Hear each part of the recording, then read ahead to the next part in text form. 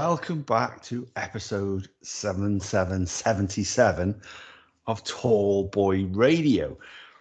We've had a little bit of time off. There was a little bit of a gap. You won't have noticed it because we've been releasing them on our regular schedule, but we've had a little bit of time away from the mic. So it's quite nice to sit down and get some sweat in this studio. So who wants to say hello first? Hi, guys. Great. Great to be back. Great to be back with the boys. This week I am drinking, it might be a new beer for me on Turbo Radio. It's actually a Tsingtao. I don't know whether you can see that. I just thought I would sample a couple of beers from around the world, as that's my A for all markets and around the world. So I thought, why not, rather than sticking with the usual. And as per normal, out of a TBR merch glass. So yeah, looking forward to this. Winner. Andy? I love Tsingtao. Every time I have a Chinese, I've got to have one of them. But, I'm on a Cannonball Indian Pale. Don't know if that's focusing. Oh, there we go. Oh, there you go. Yeah. Beautiful. Who makes that one then? Magic Rock. Magic Rock. Yeah, I thought it was. I thought I recognised that style of can. 7%. Very nice. Very nice. And what's that? Sorry. A tall boy glass as well. Yeah, tall boy glass. Get the merch. There we go. Nice work. I am drinking a beer from just up the road, Mobley Brew House. You're familiar with those, aren't you, Andy? We've had a few of those in our time. You had a couple? We have. This is a new one, though, that I haven't had before. It's called Your Call is Important to Us. I think it's a reference to one of the brewers used to work in a call centre, if I remember correctly. Did some of his good work there. I think he started brewing while he was working there. And it is a DDH DIPA, 7.5%. And it is out of a Tall Boy Radio glass. And then look at that. Look at the colour on that. It's lovely and thick and cloudy, everything that a DIPA should be. And I got to tell you, it's actually quite bitter for a DIPA. But that first taste of bitterness goes away after a while. And there is, as you said, you picked up the smell, didn't you? Mango. Yeah, I thought mango, yeah. Without looking to see exactly the ingredients, I definitely got a smell of mango in there. So yeah. Well, there's no mention of mango on the can, but I can taste that fruitiness to it. And that one has got a rating of 4.2 on the Untapped app. So let's whip straight into news. Who wants to go first? I've just gotten it's on the back of what we spoke about last week in terms of sort of sustainability and so on. And there was a craft brewery in Australia, Young Henry's, and they've partnered with some climate change scientists. And effectively what they're doing is they're trying to capture CO2 via algae and microalgae. So what they're saying is obviously you need in the beer process, CO2 is produced when you ferment beer. So what they're saying is that actually that they're going to try and they've developed this microalgae that collects the CO2 so it's not released back into the atmosphere. So I just thought that was a bit of news really on the back of the sustainability podcast that we did last week. And as I say, that's they're a relatively small brewery in Sydney, but they're Young Henry's. So big shout out to them. And yeah, so that's just my bit of news from me for this week.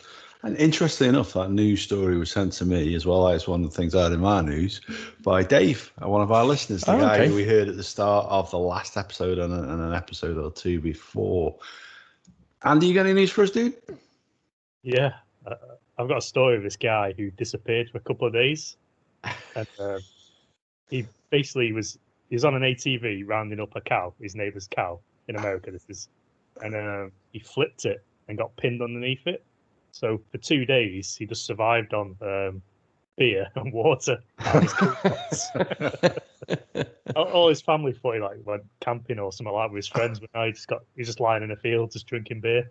Is that not perfect weekend? I was about to say, I bet half the problem was the beer as to why you couldn't get out from underneath the ATV. Yeah, I thought it was a good story.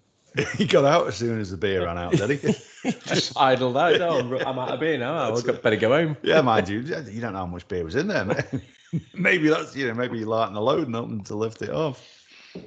It's not something you take on the back of an ATV, is it? When you're going to round up that cow and you take a massive cool box full of beer. I don't know. We have a friend of the show, Bill. I won't thank me for mentioning this, but him and his famous bag of beer that he takes with him wherever he goes. Yeah, he does. Bless him. He could be a similar chap.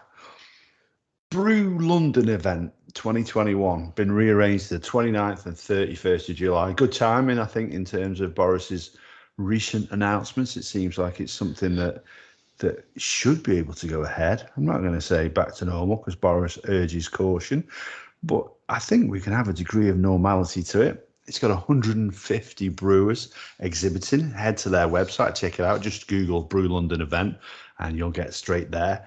And they have got beers, wines and spirits, soft drinks being sprayed, street food and music as well. And to be honest with you, if it was something if it wasn't for the fact that I was working and I can't get away, that would be something I wouldn't mind to go to. It might be something we should target doing at some time. Yeah. Not going to say 2022 because, again, we've pushed a lot of plans from 21 to 22. 2021 was going to be busy. 2022 definitely now will be very busy. Absolutely. Right. So news would not be complete unless someone must have some Brewdog news. We always do feature some. You know what? I actually haven't. I haven't this week. Other than I walked into the supermarket while I was looking at my Tsing Tao, and there was the cans that said "and buy one get one free." So I thought, yeah, fair enough. There you. So there's the Brewdog weekly shout out. Yeah, that's it. Andy, you got any other news? No. Brewdog have had enough promotion of us. So they have to be fair. We still haven't had anything through. So come on, guys, if you're listening, come on, send it our way. Well, I've got one more then. Maybe. Oh, here we go. Try and twist that out. And actually, do you know what? We've done a fair. Like I say, I know you redressed the balance last time and actually gave some positive stories about Brewdog. But there is a lot of negatives about them, and I've got another negative. And actually, we love Brewdog. We think they make some fantastic beers. Yeah. And we're not sticking the boot in intentionally.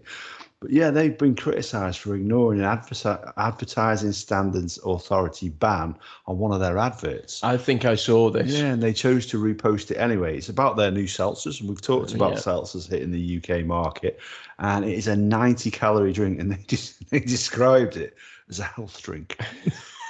I think it's about 4 or 5%. And obviously the advertising standards say you can't make health claims about alcoholic beverages. I don't know, is that a bit harsh? I don't know without looking at the legality of health claims. I don't know. I know that Brewdog have a little history in flying in the face of sort of advertising agencies and standards and this, that and the other. Was it and I won't repeat the phrase, but it is something to do with rhymes with duck, and then it was like CO2 or something. Was it in? I think there was a big sort of billboard in America, I think, and it was a reference to their sustainability and the fact was it carbon neutral or whatever it was, and then they basically went like CO2 sort of thing, and it was like, right, okay. So, and again, I don't suppose negative publicity bothers them that much, really. No. And I think, to be honest with you, I've not seen the advert. I've not paid any attention to it. I didn't even know Brewdog did seltzers. No, do now. Whether I'll be trying them is another issue, but I know now. That's it. So then, Andy, do you look like you have something to say on that matter? No, I was just going to say, they're saying you can't say it's a health drink if it's got alcohol in it, but alcohol's technically good for you because it cleans stuff, doesn't it? Yeah. You see all these like diet shakes that are all like, classed as healthy drinks when it's just like garbage in a plastic bottle. I'd rather have a beer. That's it, yeah. Than a diet shake. Well, maybe pep one up with that, mix the two together. Yeah, that'd be tough. Tough to drink that. Yeah. It's like a milkshake. Yeah, that would not go down smooth. So, go on then, guys, kick us off with some of the ABCs.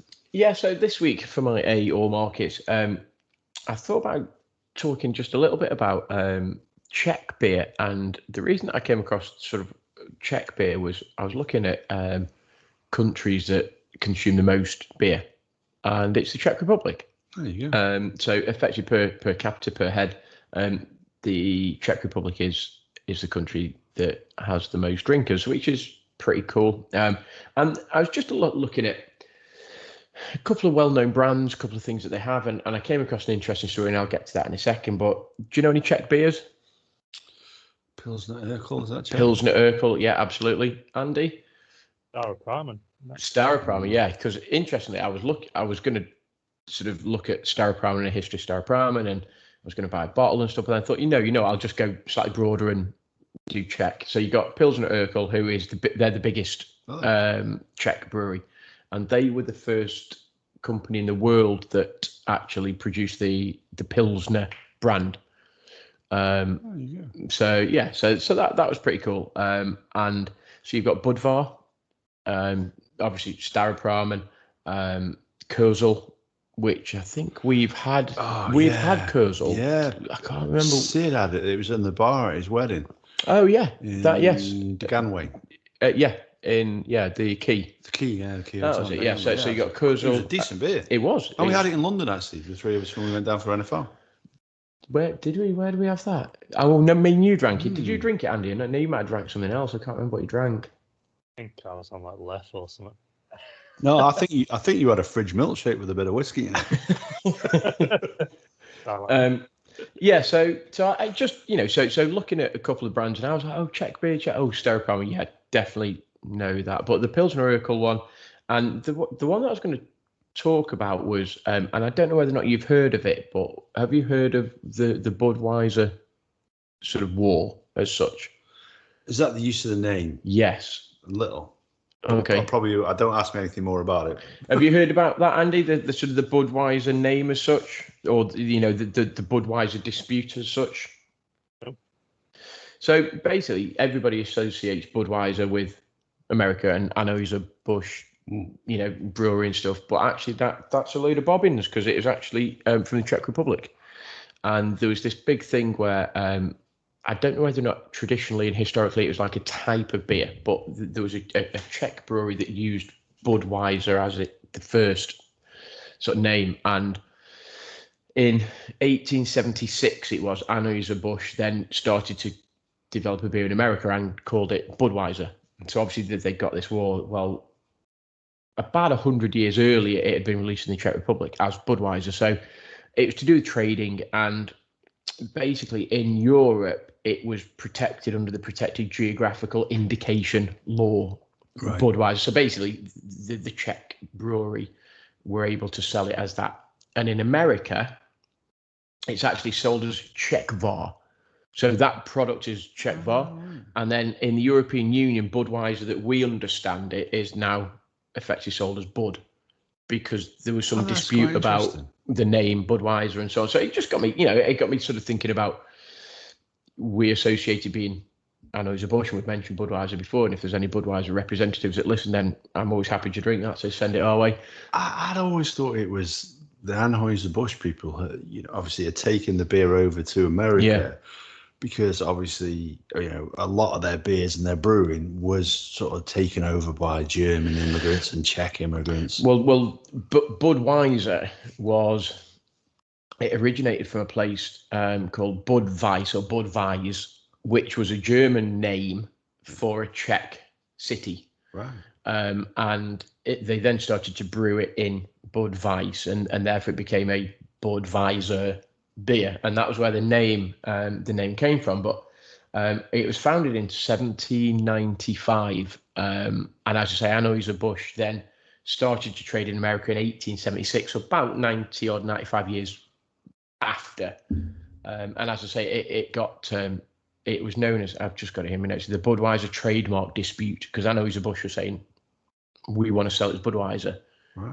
And obviously Czech brewery was like, no, you're not, sort of thing. So that piqued my interest in terms of just, it's a beer that we've mentioned on a podcast before, Budweiser, and I was thinking about who drinks the most beer, and it's the Czech population. So I thought, I'll do a bit of digging, and yeah, that was it. I mean, we've drank Budvar, we've drank Staropramen, Kozel. There was a couple of others. I'm trying to think one that I can't think. There was a Pilsner Urquell is one that we've had. And there was another one, they call it Master something, can't remember what the name was, but I just thought the trade name bit battle. But when do you think then beer was started to be sort of brewed in the Czech Republic? Then when do you think was the first as such?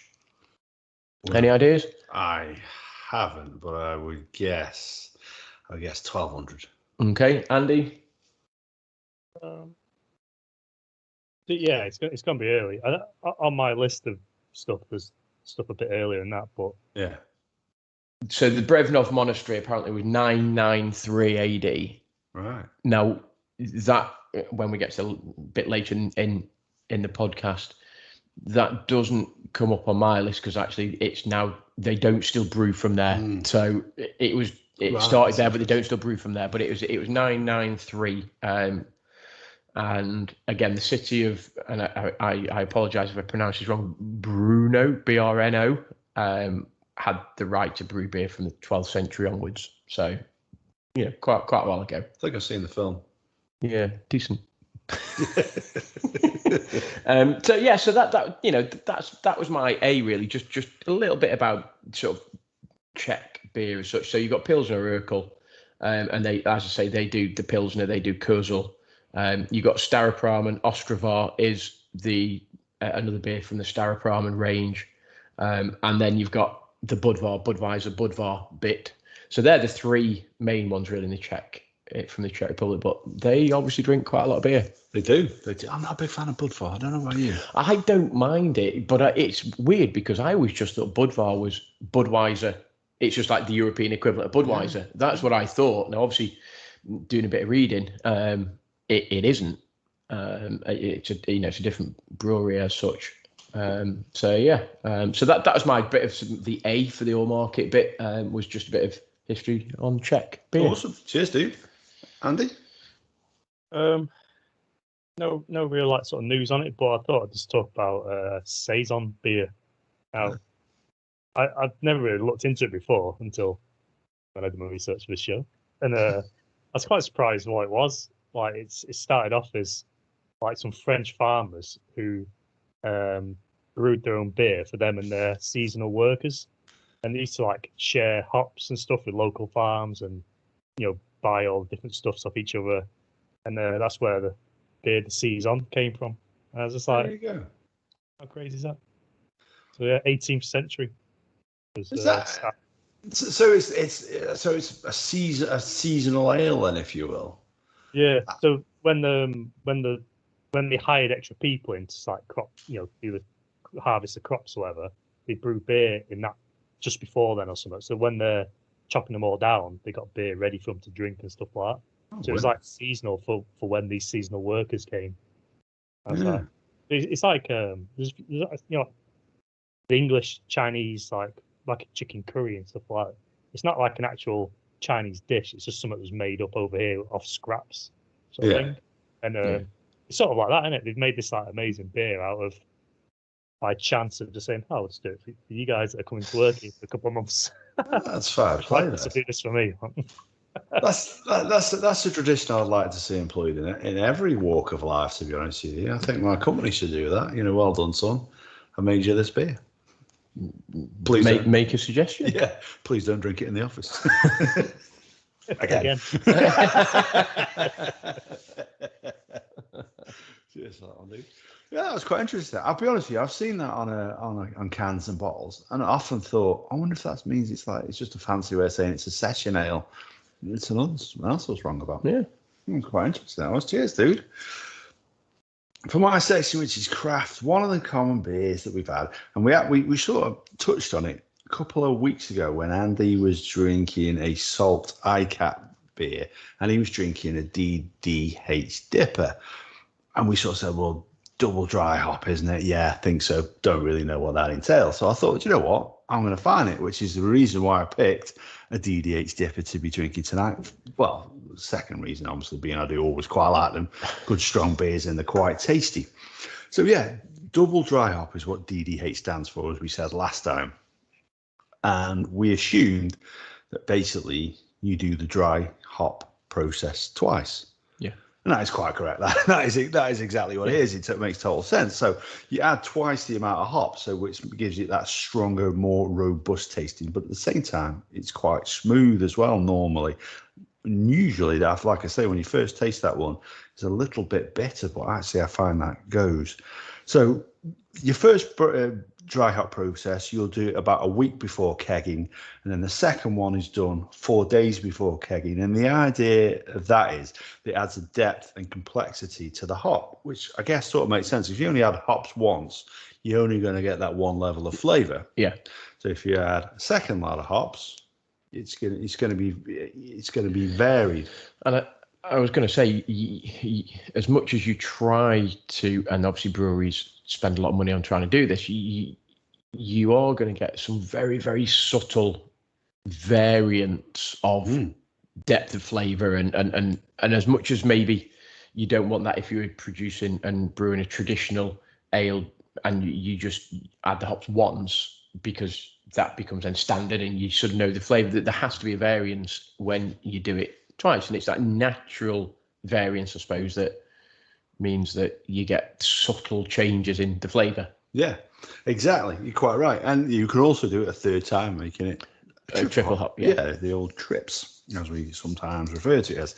So I also then looked into what makes it a double IPA, a DIPA. And that is largely down to that DDH process. There's a little bit more to it than that, though. There's more malt in it, and that is obviously reacting with the flavour and the way that it's produced. You need more malt in it to get the flavour, which gives it that sweet caramelised taste and keeps it quite smooth. Now, a DIPA is also sometimes, I've never seen this anyway, Andy. I know you like a DIPA. Have you ever seen it referred to as an Imperial IPA or an IIPA? No. No, I haven't either. But that is basically what a DIPA is. It's an Imperial IPA, and typically the strength is 7.5 to 11.5%, and they take twice as long to brew. So it is a double IPA process, which I found quite interesting. And the last thing I was going to say on this, hops were originally added into beer, probably going back into the likes of the times that you were talking there, and when those beers were being made. It was originally added because they felt back then, whether it was right or it was wrong, it actually helped to avoid spoilage. So they'd use other herbs and spices in there, but they started adding the hops because they felt that actually helped the process. Yeah. And obviously now, I look at what type of hops is in a beer before I buy it. I was looking at doing a little bit of sort of reading in terms of the sort of topic that we're going to go on to and talk about for the next 20 minutes, half an hour, and they were talking about actually historically, it would almost be like a bit like a gruel or a porridge type consistency mixture. And they obviously hadn't quite got the refining process right, and they would have a lot of what now I suppose you would, is it the mush or the mulch that you get left over, that would still be, and you would have that as well, and effectively, exactly, like, sort of thing. That's it. You know, filter it through the old fish guts to get it out. I'm not sure that makes me feel any better about the process. No, but historically that's what they did, and they hadn't got the process of, I suppose, refining it and extracting the drink out of actually what's left, and they just, whether it's a bowl or a glass, it'd be like sort of thing. There's a beer I've seen on a couple of the Facebook groups, and I wish I could remember what it was called. I can't. I've got a funny feeling it's made by Evil Twin Brewing in New York, and it is so thick. It's like, traditionally we think about the Three Witches at the start of the Macbeth, and that bubbling potion, it looks like that. It's not helped by the fact the beer's also purple because of the flavour in it. Literally, it's thick, and the bubbles don't sort of fizz like you'd say in that beer you're drinking. Lovely, that fizz to it. It bubbles up like a swamp. It's almost like a I suppose like a gruel type sort of porridgey, oaty. I'm not gonna lie, I'd like to try it, dude. I'd like to try it. I don't know. People have been raving about it, saying I don't know. It's about 10-11% as well. So well, that helps. So that's it. So you're halfway down, you forget what it is you're drinking, but that's all well and good. That's all well and good. Like a Boilermaker milkshake or something. We're going to see this. Someone's going to listen to this podcast and think, alcoholic milkshakes, there's just not enough of them on the market. And at the next drive-through, Andy's like, strawberry milkshake, please. Yeah. Glug, glug, glug, glug, glug, glug.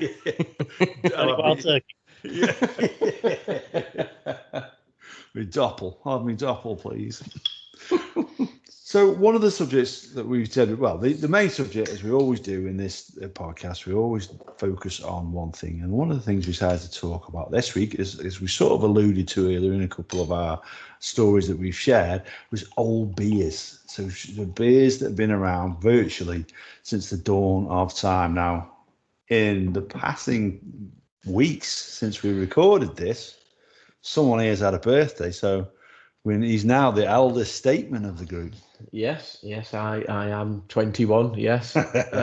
No, yeah, my birthday was can't remember, last week. Last Wednesday. Yeah, so happy birthday to Gaz. I'll drink a beer to you, dude. Yeah, cheers, guys. 48 years young, and you're only as old as you feel, or, well, there's another phrase, but I won't say that. That'll get in trouble with the wife. That'll get in trouble with the wife. Enjoyed it. Actually, it was the semi-final of the European Championship, so I enjoyed having a beer and watching England qualify for the final. The final was not quite the result we wanted, but any Italian listeners can do one.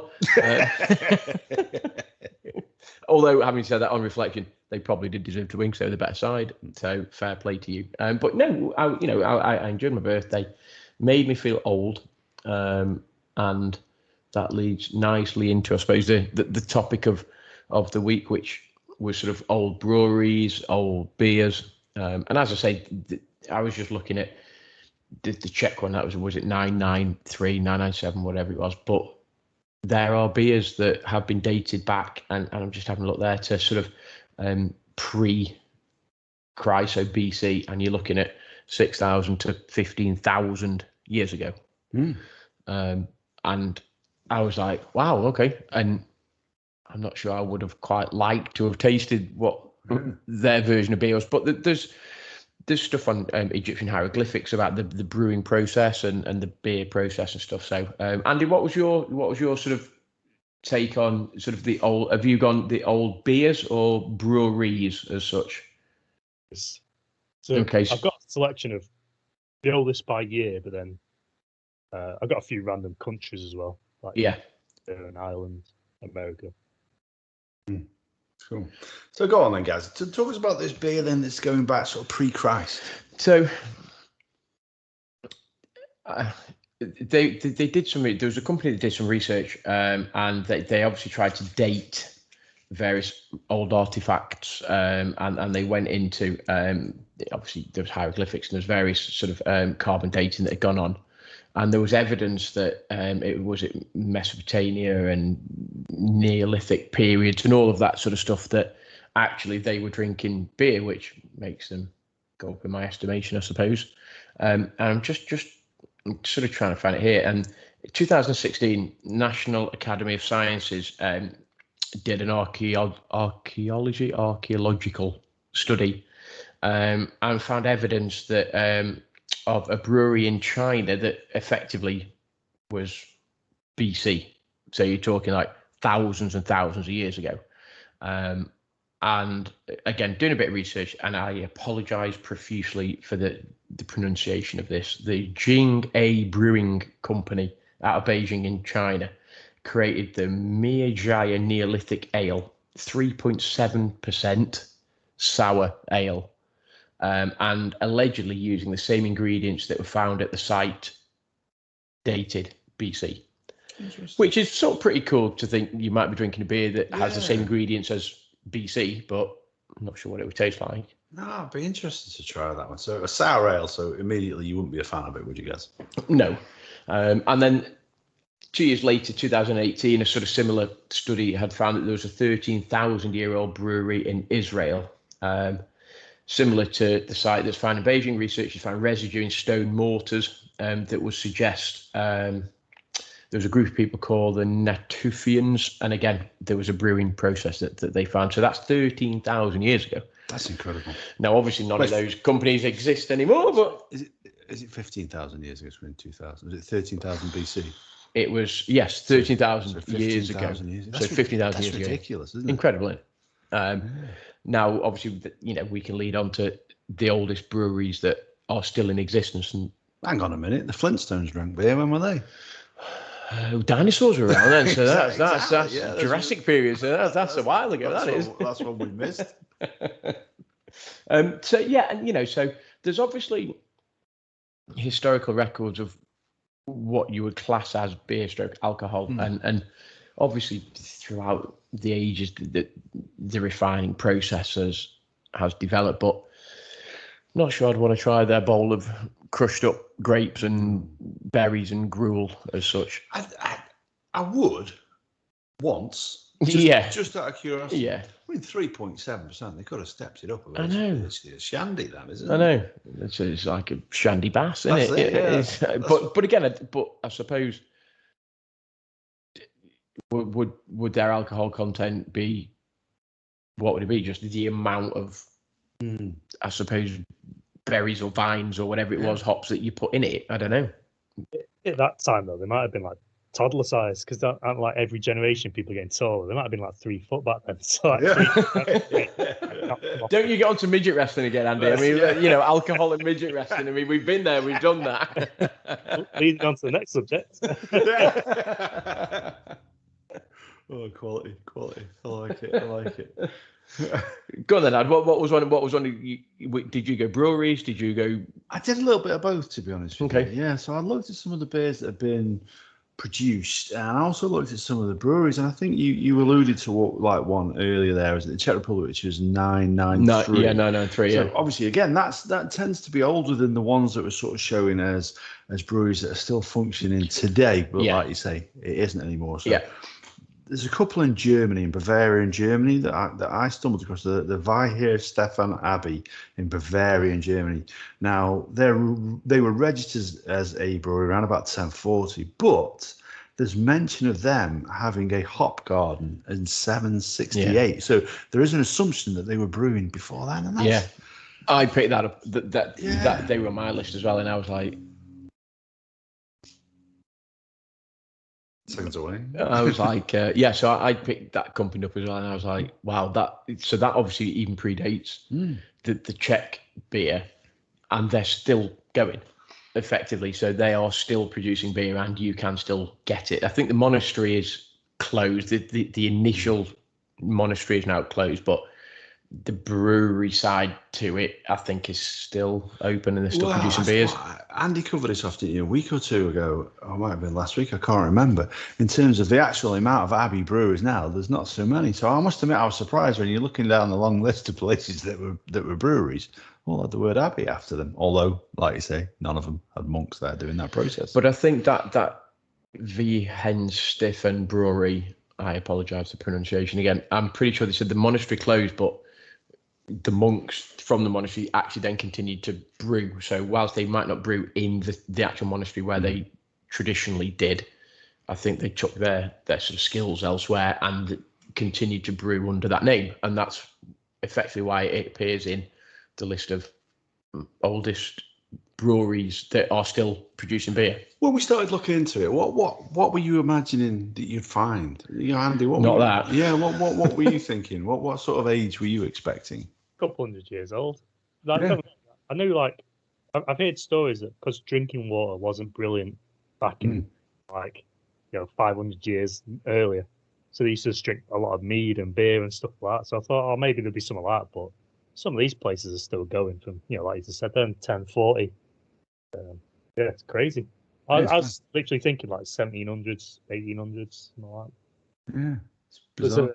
That brewery in the 1040s. Their neighbours, Weltenberg Abbey. Yeah. Started 10 years later, and apparently they dispute the 1040 claim thing. Oh, really? Beer wars. That's it.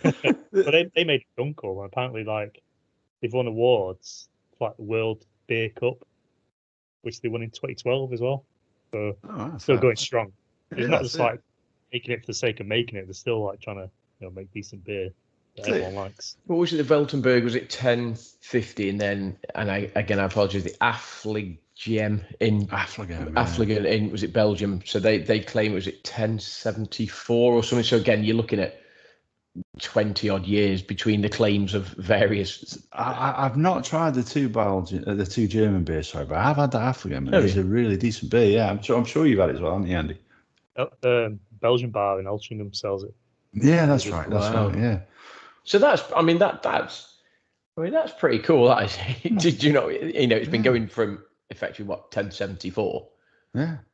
So you're still drinking a beer that is made by them. That is incredible. I wonder how much though that recipe has changed. How recognisable if you sent Marty McFly and the Prof back, in time.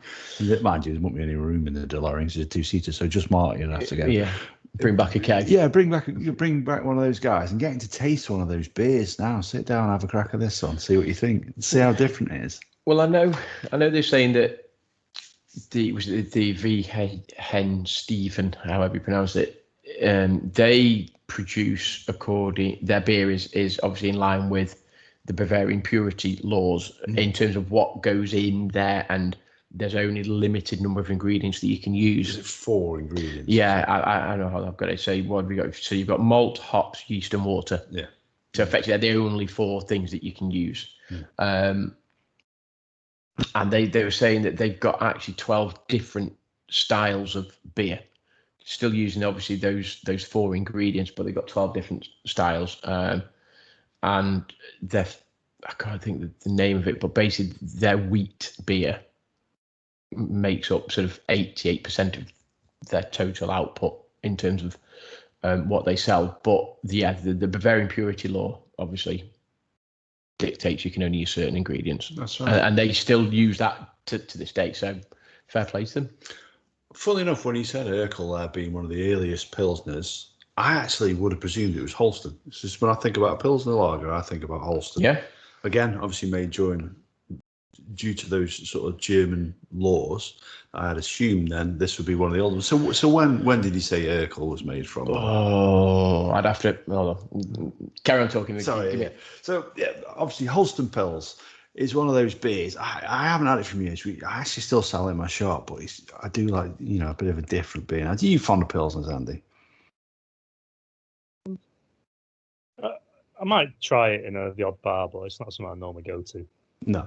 I know you're much more like the old dippers and the IPAs and stuff. But yeah, that's when I thought that's one when you said that surprised me most about that. 1842. It said Pilsner Urquell sort of introduced in 1842, and that was the first one that used the Pilsner sort of name or the type of beer as such. Was the first pale lager, and the name Pilsner is often used to associate with the pale lager and stuff. And Pilsner Urquell were the first brewery that effectively created a beer that looks sort of similar to that. It's like the golden sort of lager colour as such. And as I say, most companies will use the Pilsner name just to represent what looks like a lager, effectively, because prior to that, I suppose it would look like a bitter or a mead or a gruel or a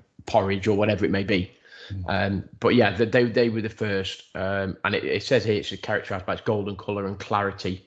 9 out of the 10 beers produced and consumed in the world are pale lagers based around Pilsner Urquell's method of brewing. There you go. But as I say, it's interesting because when you looked at old breweries and stuff, I think Grolsch was in there, which sort of surprised in a way. But then you think, actually, Grolsch has obviously been around for hundreds of years as such. So 1615. Yeah. 1615 they've been making that beer since, which is incredible. Yeah. The green bottles, which they're famous for. The green bottle, and then the sort of fashion phase where you would take the tops off and you tie them on your laces. Andy's too young for that. You won't remember that. But they added those green bottles in 1897. Yeah. I'm not sure they were putting them on the No, street. sure not. No, 1897. But the other one, the famous one, is Stella. Yeah, but I mean that one says it on the can. You remember the date? It's 1366. Is that what it was? Yeah, I'd have said 1066, but that's that was a different. That was significant that happened in that year. Was that when 1966. they won the World Cup? Yeah. But yeah, so I look at this one because I thought about this. So Stella Artois, 1366. So that began as a brewery in 1366, but it was Dan Horn. Not Dan Horn, that I'm just butchering it with my Belgian or Flemish, or I don't know if it's Flemish or French accent. And then obviously it is now Artois from Sebastien Artois, who took it over at some point. But Stella Artois, first made in 1926. So they might sort of ride on it being an old beer. But actually But I mean, so don't get me wrong, it's been around a few years, sort of 95 years.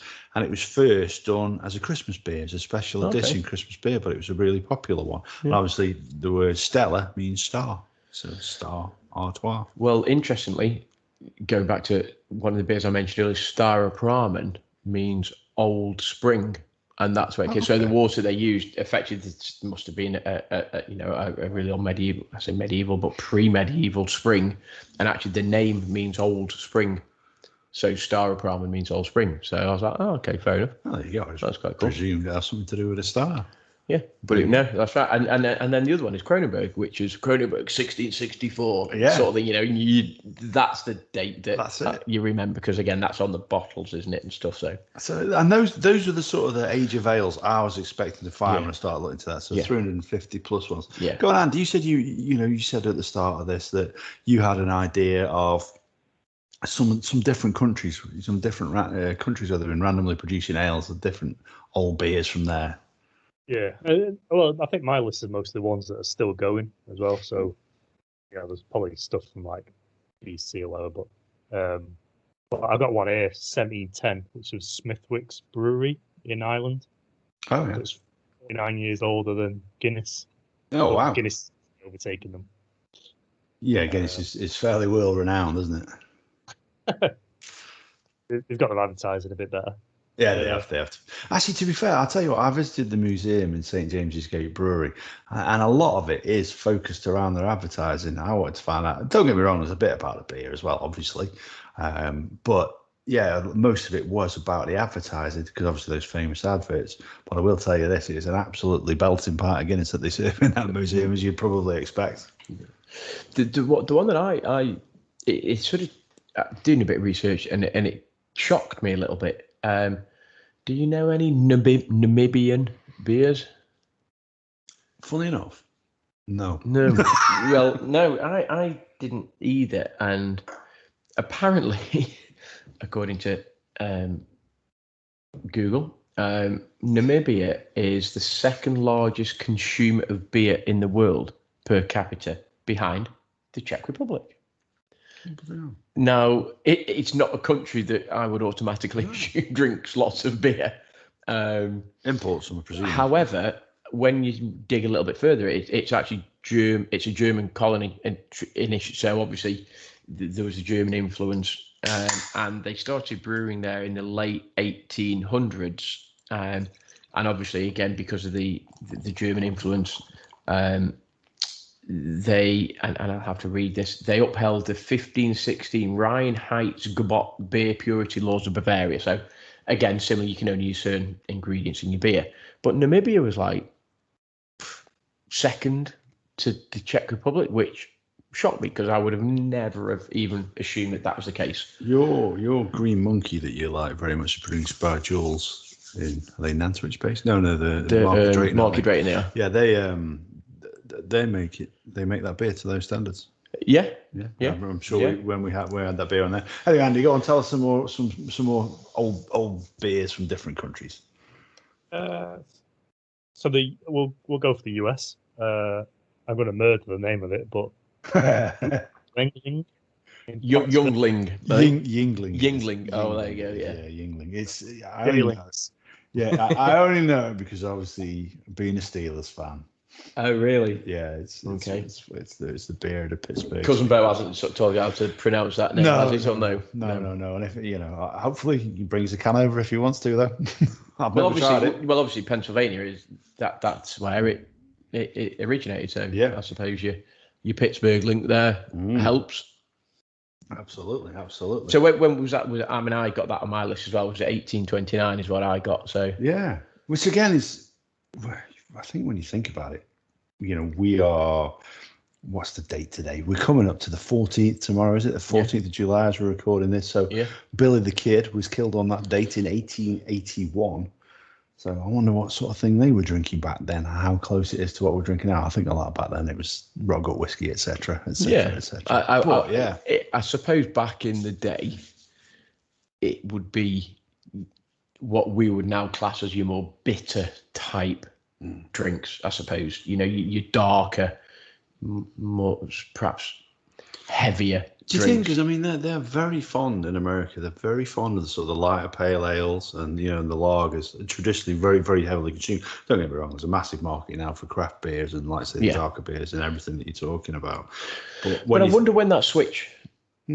I suppose, as I say, I suppose traditionally it would be the darker, heavier beers. And okay, you go back to what I mentioned earlier about the Anheuser-Busch, Budweiser. Were they the first? But obviously you've got now your Yingling, 1829. It's a long time ago. That's, and I'd be interested to know what their products are like, and what type of. Go on, Andy. Sorry. Well, I was going to say the German immigrants apparently. So you can guess it'll be like a Pilsner-esque or Bavarian sort of wheat beer or something. I didn't go that far as to see what type of beer they do, but the Yingling Flight, they do Yingling Flight, which is a low carb, low calorie light beer, which sort of makes you think it's probably like golden in colour, what you would class as more traditional Pilsner or lager type beer. I don't know. Possibly. I mean, Pennsylvania actually got a great record in making different beers. Obviously, the Steel City beers there, and then there's Rolling Rock. That's Latrobe, Pennsylvania. I haven't had that for years. I just think it's an old Latrobe. Wow. Yeah, Latrobe, Pennsylvania. I'm not seeing that one for a long, long time. If you want to sponsor us, we'll take it. There was one in.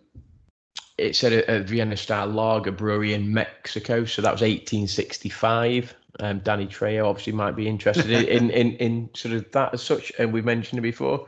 But that was later acquired in the 1930s by the Modelo Group. Oh yeah, which is it? Do they do? Is it Corona? I don't know. I mean, they do a Modelo. Yeah, I've had Modelo. Modelo, and that's lovely actually. That's really nice. Yeah, it is. So that was obviously Mexico as such. But the oldest. So what else other than that vest? The gym one that I'm not going to try to pronounce. The V Hen Stefan. So brewery. Are there any others, Andy, that you got that in terms of breweries? What's the oldest one in the UK? Do you know? Yeah, I've got that on here. 3 Tons Brewery, 1642. Is that what you got? That's what I got. Yeah, from Shropshire. But Shepherd Neame gets an honourable mention. You see, I got Shepherd Neame on a different list. Yeah, so again, the wonders of the internet. I got Shepherd Neame when I looked, but then it did say that there was another company in Shropshire that argued whether or not they were first or not. But the Shepherd Neame is a brewery down in Kent and are still going. And do I know them? Do I not know them? Do I know any of their products? I think if you were to Google, I do think I know that. You definitely had Shepherd Neame beers. I do think I know one of them, and the only reason I think I know one of them, and I'm just having a look now, is the Spitfire. So they do Spit. Yeah. And now I've had a Spitfire, and it's lovely and it's very nice. But that was back in my sort of, I suppose, pre-craft lager days. But the Shepherd Neame was, and they also, I think they also export under, but imported under, is it Sam Adams from Boston, which is obviously American company, and I think they import under Sam Adams. But the Shepherd Neame, it's interesting because again, depending on which website you look at, it depends which one you go with. But when I looked, I got Shepherd Neame. I'll tell you another one of their beers you'll definitely have had. It's a little bit of a stronger one with a very questionable name. Bishop's Finger. Oh, I've had Bishop's Finger. Yeah. Have you ever had the beer though? I can't remember that. No, but no, I have had Bishop's Finger. Yeah. And it was, from memory, I haven't had it for a number of years, obviously, but from memory, it was very pleasant. Decent beer. Yeah. Again, I've got a funny feeling they've reduced their percentage of that one now. I'm sure it's not as strong as it used to be. Really? Yeah, I could be wrong. I apologise if I am. I tell you one thing I did come across, as this was sort of an unusual one. And actually, when we did that weird beers list a while ago, this one could have fallen into that, actually, because have you ever heard of a beer called Wreck Survivors Ale? No. You ever heard it, Andy? Rings a bell, but I'm probably not. It's an imperial porter, so it's probably one that would definitely find its way into my glass, the sort of thing I like.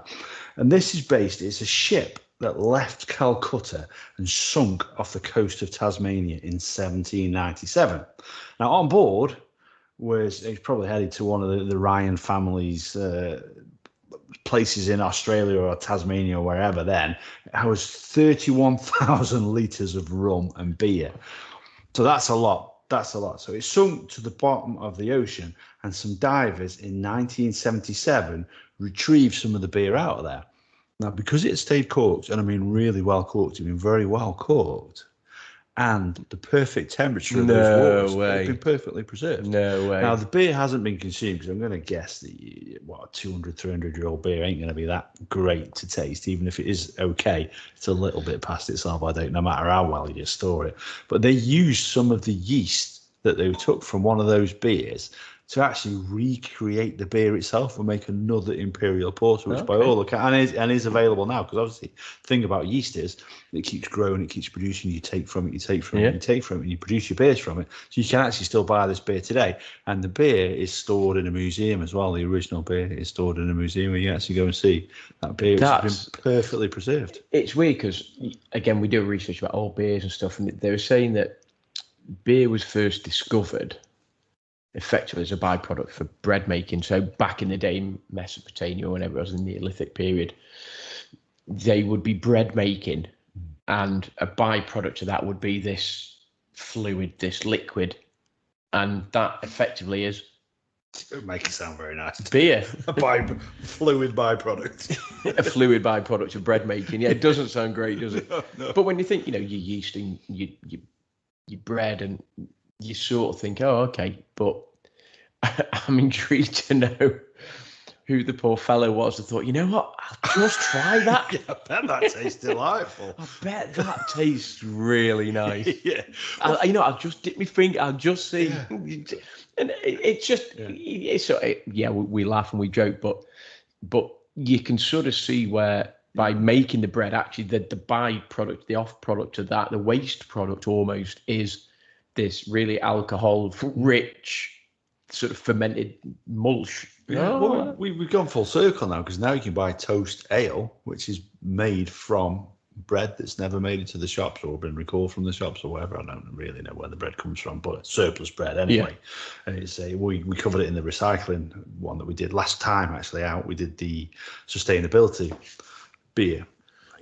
And like I say, it's gone full circle. So it's beer then is made from bread, which obviously then was a byproduct from the original bread making. I'll tell you one thing I did look into then. Some of our favourite beers and how long they've been around. Okay. So, yeah, go on then. Go on. No looking, Gaz. I know, I sat next to you for many a lesson at school. And I know you'd peek at my notes, which weren't worthy. But Lef, how do you think Lef's been around? Isn't it like 1780? 1780? Andy, you want to go higher or lower than that? I'll go lower. As an earlier. Yeah, you're right, dude. Way lower. Way lower. 1152. No. It was founded. Wow. But then they produced beer for the first time in 1240. So what exactly they were doing for about 90 odd years, I don't really know. But fair play to them. You know, they took 90 years to produce what is a really, really good beer, isn't it? Let's be honest. Yeah, and fair play and hats off to them. And if any representatives of Leffe are listening, then. And while I was looking into it, I thought I'll just check to see if it is Leffe or Lef. Which one do you think it is? Leffe. Well, given the clue that I said Lef at the start. Is it Lef? It's Lef. Is it Lef? It's Lef because although it's a Belgian beer, it's the French-speaking part of Belgium that it's made in, and it's Lef. Yeah, I had to look. Go on, Hoygaard. Oh, I knew you were going to ask me that. Yeah. I should have looked at it. I don't think it's as old as Lef. You're right. Or Leffe. Yeah. You're right. You see, I think that I'll go mid-17s then. Andy, and I hope you're not Googling this as I say. Hey, look at him, of course he is. Look at his eyes. Look at him. Sneaky. What are you Googling? He's got a footpad. Keyboards on my lap. I'm going to say 1860. 1445. Really? And they produced a wheat beer since 1445. Really? Yeah, that beer, wow. that very, don't get me wrong, I'm sure it's a very different beer now. Okay. Yeah, that's their signature that surprised me because I thought that might be slightly later.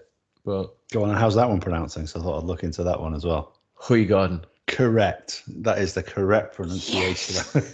Yes. Right then. Duval.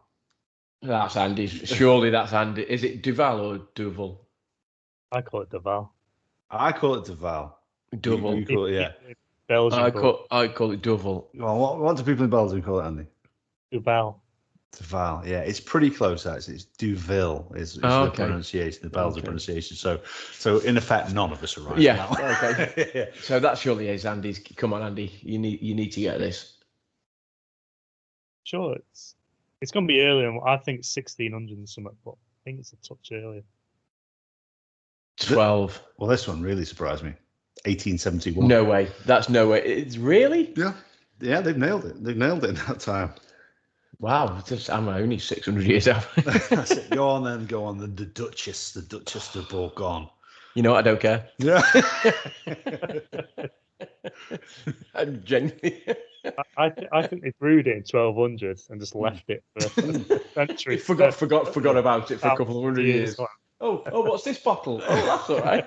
Well, I actually think the original bottle, when we first tried it, might have been one of the first bottles made. Because it was far worse. 1885, that one. 1885. So when you said before, like, I was going to make a joke, actually, but I thought we were going to come back to this, that beer produced before Christ. I thought, well, maybe that's what, when Jesus requested a drink on the cross and they offered him vinegar, maybe he was actually given a bottle. You've gone, oh. Yeah. Wow. Well, one of my favourite beers, we said on here before, Titanic Plum Porter, 2011. Yeah, I was going to say, yeah. So my last one, Delirium. I don't think I might be wrong. I don't think it's that old.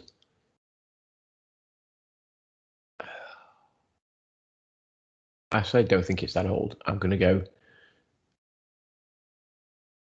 1840. Higher or lower, Andy? I was going to say 1870 something. So yeah, 1906.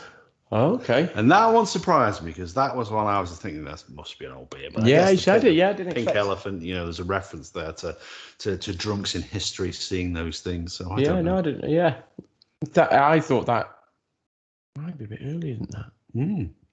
But yeah, so those are some of the favourite beers anyway that we drink here at Tall Boy Radio, and we'd love to hear from anybody out there, know what their favourite old beers that they tried are as well, wouldn't we? Yeah, I'd be interested to know any of the beers that we've mentioned in terms of the oldest breweries, the oldest beers.